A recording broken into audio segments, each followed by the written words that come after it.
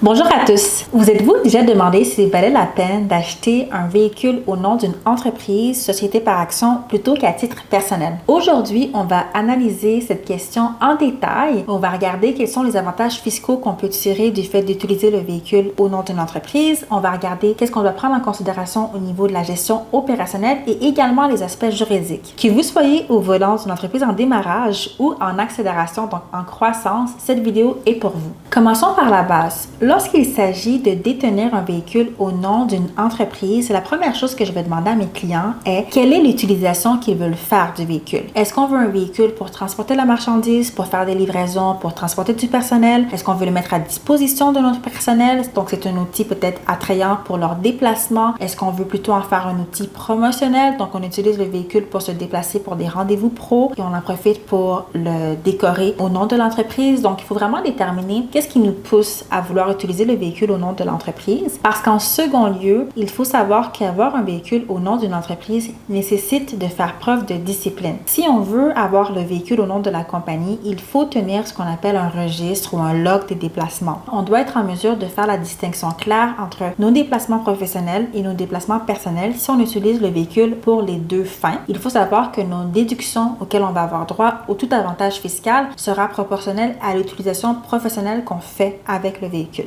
Maintenant que c'est dit, si on estime que l'utilisation qu'on va faire du véhicule est majoritairement professionnelle, donc on peut maintenant regarder quels sont les avantages dont on peut bénéficier en utilisant le véhicule pour des fins professionnelles avec la compagnie. C'est sûr qu'à première vue, on va avoir la possibilité de déduire une panoplie de dépenses. Donc tout ce qui concerne les frais de déplacement, l'essence, l'entretien, ce seront des dépenses déductibles et on a également la notion d'amortissement fiscal. Faire l'achat du véhicule au nom de la société permet d'amortir le coût et ce qu'il faut savoir, c'est que acheter un véhicule au nom de l'entreprise ne fait pas en sorte que je vais pouvoir déduire la première année la totalité du coût. Si j'achète un véhicule à 30 000 lors de ma première année, je ne pourrai pas venir déduire 30 000 de mon chiffre d'affaires parce que c'est une dépense d'entreprise. On vient amortir le coût du véhicule sur une certaine durée et le taux d'amortissement est déterminé aussi par les autorités fiscales par rapport au type de véhicule. Si on part avec un véhicule de style véhicule de tourisme, le taux a été fixé par l'Agence du revenu du Canada et Revenu Québec et on a donc un taux annuel qu'on peut venir déduire sur une certaine période par rapport à l'utilisation qu'on fait. C'est un mélange de plusieurs éléments. Si j'utilise mon véhicule 70% du temps pour des fins professionnelles, mon amortissement va aussi être proportionnel à mon utilisation. Donc, c'est à prendre en considération et c'est la même chose par rapport aux différentes dépenses comme l'entretien, l'essence et autres avec le véhicule. D'autres avantages qui vont venir avec l'utilisation du véhicule au nom de la société, c'est sûr que si je me déplace, j'ai des frais de péage, exemple le stationnement,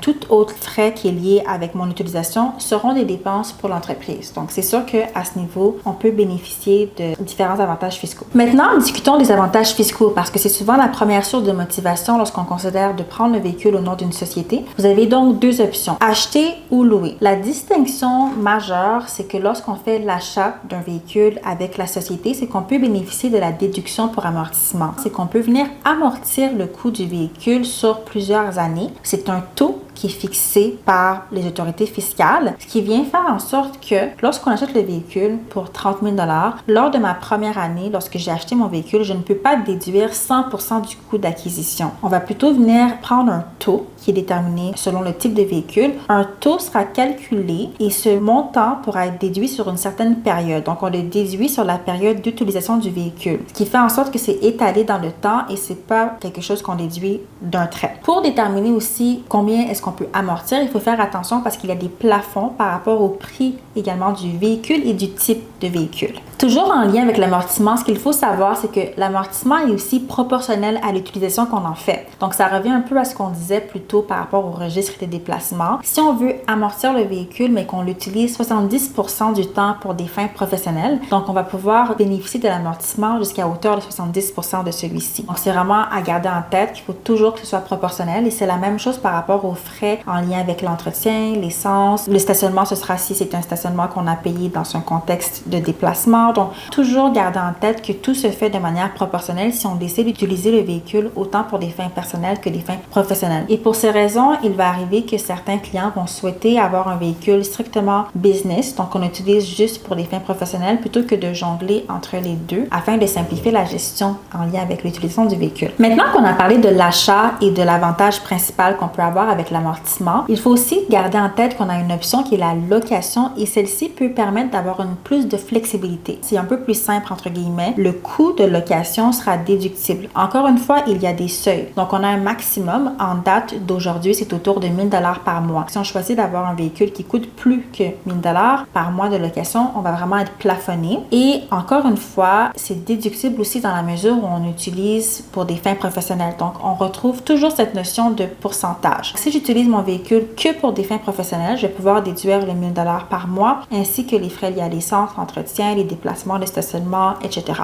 Un élément à prendre en considération lorsqu'on parle de location, c'est aussi de vérifier quels sont les termes de votre contrat. Parce qu'on peut avoir un contrat de location et vers la fin du contrat ou lors de l'arrivée du terme, on pourrait avoir l'opportunité, par exemple, d'acheter le véhicule. Donc, il faudra valider dans quelle mesure est-ce que ce changement ou cet achat qui peut se faire éventuellement peut venir jouer sur la déductibilité de vos mensualités. Donc, c'est un élément à prendre en considération également. Pour conclure, on est venu faire la comparaison entre la location et l'achat. Donc, on pourrait dire que la location permet une gestion plus simplifiée. On déduit nos mensualités jusqu'à un certain seuil et on n'a pas vraiment à se soucier de ce qui se passe avec l'amortissement. Alors que certains clients vont quand même préférer de faire l'achat parce qu'ils vont se dire que quelle est ma mensualité? Est-ce que je paie 1 000 $ par mois pendant 36 mois, 45 mois, voire 5 ans? Quel est le coût? Donc, est-ce que bien que ce soit déductible, il n'aurait pas été préférable que j'achète un véhicule à moindre coût, peut-être un véhicule à 20 000, 25 000 $ que je peux amortir sur un certain nombre d'années et ensuite même le revendre, ce qui fait en sorte que finalement, mon utilisation n'aura pas été le réel coût du véhicule parce qu'à la fin, je vais peut-être récupérer un montant en vendant le véhicule. Donc, ce sont les éléments à prendre en considération.